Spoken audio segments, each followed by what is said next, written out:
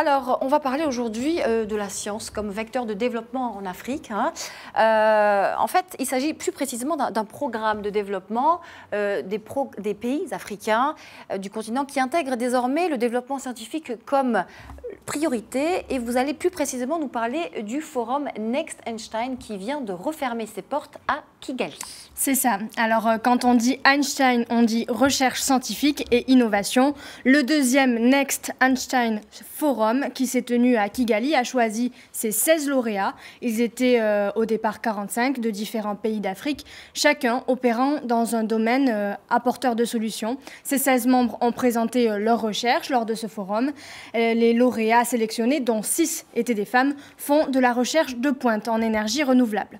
Alors, ça concerne les nanomatériaux, la nanotechnologie, la sécurité alimentaire, la médecine générative et encore bien d'autres domaines, Nadia. D'accord. Alors, est-ce que l'on peut dire que, ce forum est l'illustration de la politique globale de développement de l'Afrique basée sur le développement scientifique ? Alors, la majorité des pays africains, suite à leur indépendance, ont axé leur programme de développement sur la gouvernance et les sciences humaines. Ces 10 dernières années, après avoir considérablement consolidé leur indépendance, la plupart des pays intègrent désormais le développement scientifique dans leurs priorités de développement.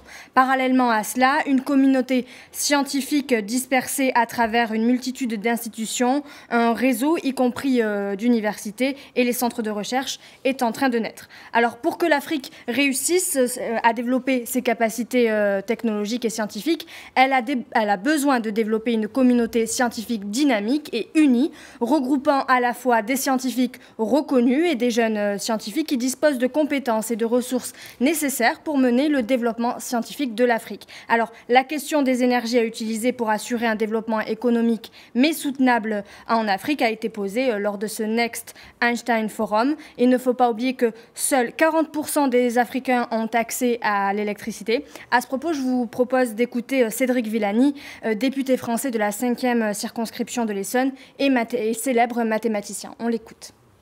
Spécifiquement des problèmes qui se posent, qui sont très intéressants sur des questions telles que l'environnement, la médecine, l'accès à l'eau, l'accès à la répartition de la nourriture.